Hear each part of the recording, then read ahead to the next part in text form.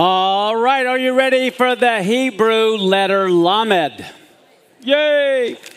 We're going to have Sherry by video here in about 5 minutes. I'm going to talk a little bit about the letter Lamed, and then we'll show you how to draw that letter. So, to begin with, go and put the first picture. Lamed. Okay, Lamed is the 12th letter. It has a numerical value of 30, and it means basically control or authority. In the ancient Hebrew, it looked like a shepherd's staff, and here it is kind of like going to pull the sheep out of the ditch. But the Lamed represents a shepherd's staff, symbolizing having control or having authority. Now, how many of us know this word here that have been taking the Hebrew class so far? El, short for Elohim. Okay, El, this is the word for God. Do you remember what the letter Aleph looked like in the ancient picture language? It was an ox. Okay, so in the ancient Hebrew, God was a strong authority, or the Aleph is first. He was the first authority. And so together we see, as we know, every Hebrew letter is pretty much a word. And the letter Lamed is the word Lamed, and it means to teach or to learn. So the picture was a shepherd's staff. The numeric value is 30, and it means to have authority. In Deuteronomy chapter 6, verse 1, it says, "These are the commandments, the statutes, the judgments, which the Lord your God commanded to teach you." And the Hebrew word for teach is lamed. So that letter is a word, and it means to teach. Well, in Deuteronomy 5:1, it says, "Moses called all of Israel and said, 'Hear, O Israel, the statutes and the judgments which I speak in your ears this day, that you may learn them.'" And the Hebrew word for learn is lamed. So lamed is a letter. It makes the L sound. Lamed is a word. Now, as I said, it represents a strong authority or the first authority. And it's the 12th letter, right? I think it's interesting that Yeshua is the teacher of teachers, and he has his disciples who are known as the Talmudim, and you see the word Lamed within the word Talmudim, and even the Talmud, some of you may have heard of the Talmud, you have that word Lamed in the middle of it, which means to study or learning. Now in Judges 3:31, it talks about one of the judges. His name was Shamgar. And it says that he slew of the Philistines 600 men with an ox goad. Well, what's interesting, you can see Melamed, the word Lamed, and the goad represents the shepherd's staff, that they would goad the sheep. So I wanted to give you a little idea of the word Lamed as a root word as well, and it represents a shepherd's staff or a goad. Matter of fact, the word means to goad, to sting, as a shepherd would prod his sheep along. Now, when you have lamed at the beginning of a word, it means to or for the king. So, example, you could have Lamelech, which means to the king or for the king. Now, I want to show you some examples here of some anomalies that you never see in English, but you see in Hebrew. This verse is from Exodus 19:5. I don't have this verse, but this Hebrew word is in Exodus 19:5. And God says, "If you will obey my voice indeed and keep my covenant, then you shall be a peculiar treasure to me." All right? And here the lamed is made real big in Hebrew. Now, of course, you don't see that in English, but the word "to me" here, the lamed is made really big. And they say this oversized lamed, and the yud that's been made smaller, they say, is so that they would realize as a treasured people to God, it's when they humble themselves and make God larger. Okay, so God represents the lamed. He's the first authority. So here now the lamed is real big and the yud is made small, and the yud representing them humbling themselves, making God larger, they become that peculiar treasure. Now there's another verse where the lamed is made very, very small in Hebrew, and this is in Lamentations. Remember Lamentations, that's Jeremiah mourning the destruction of the temple. And it says here, is it nothing to you, all you that pass by? And those that know Hebrew, lo is no. And here, this is the word for nothing, but the lamed is shrunk down.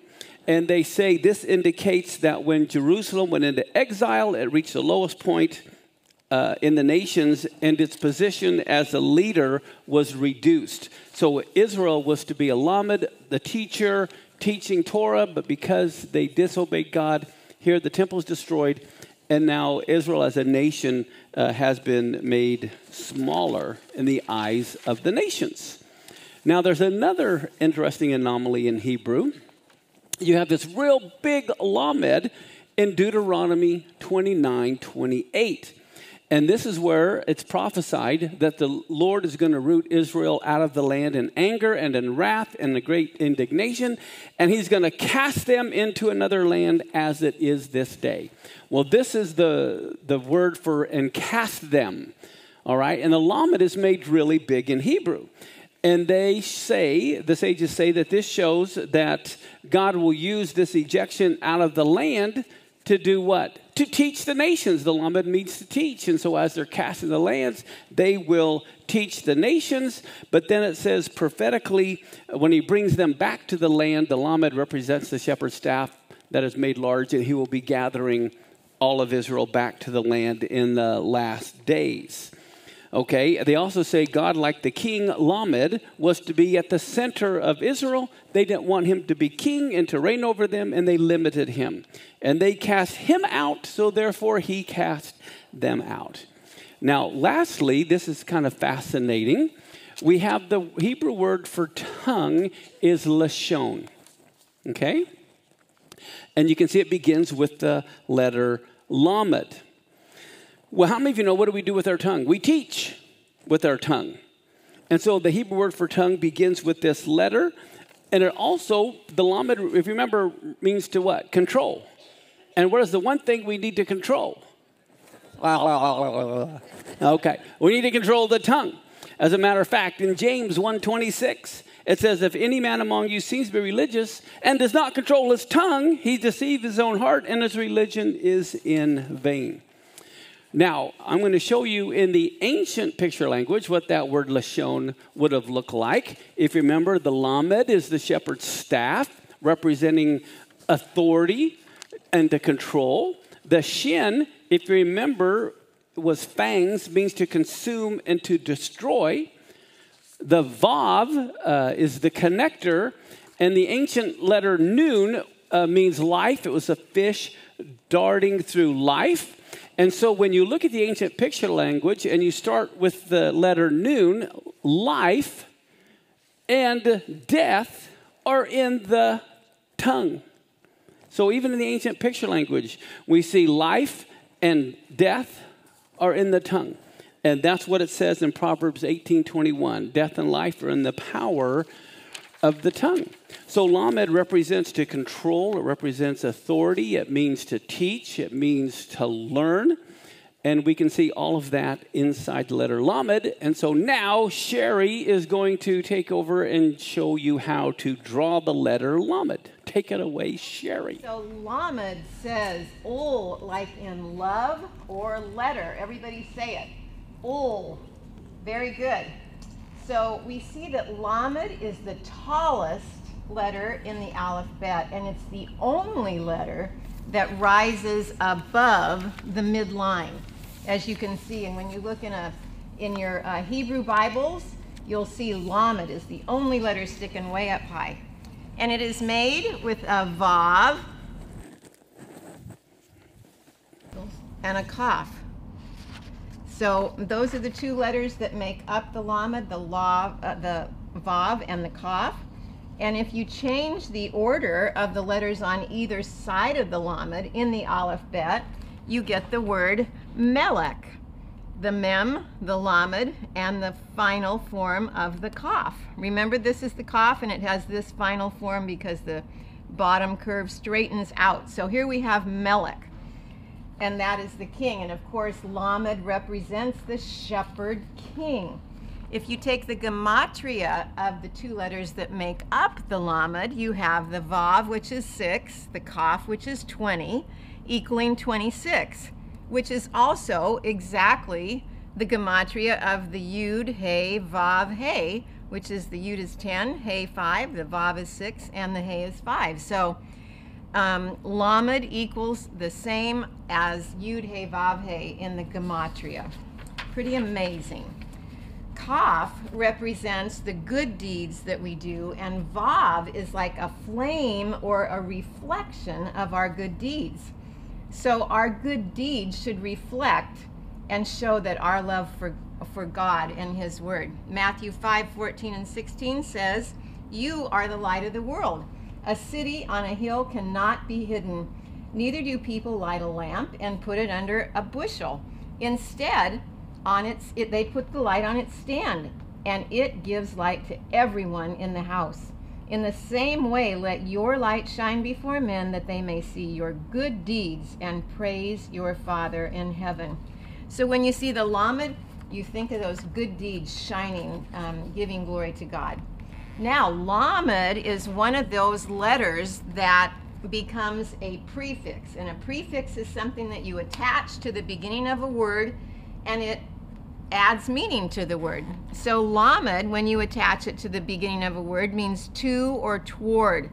So if I put a lamed in front of the word melech, then I'm going to have lemelech, which means to or toward a king.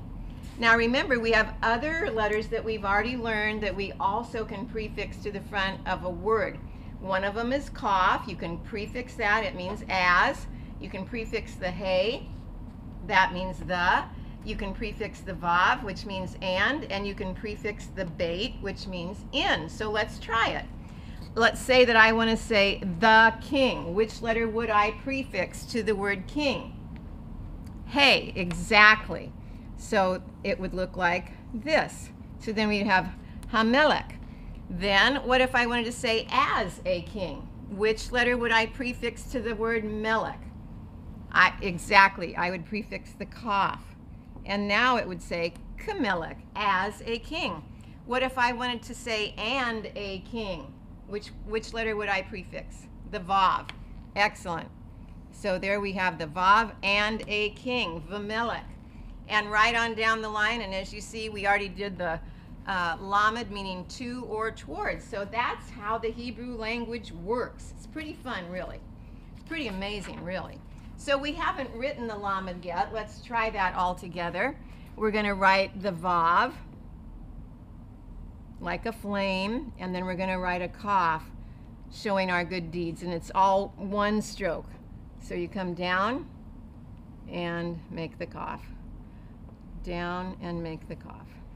So it's really a fun, beautiful letter to write. All right, let's do some reading. Let's just first review the vowel points. If I have a dot underneath the letter, it's going to say E. So the lamed says ol. The yud is silent in this case, and so what's this going to say?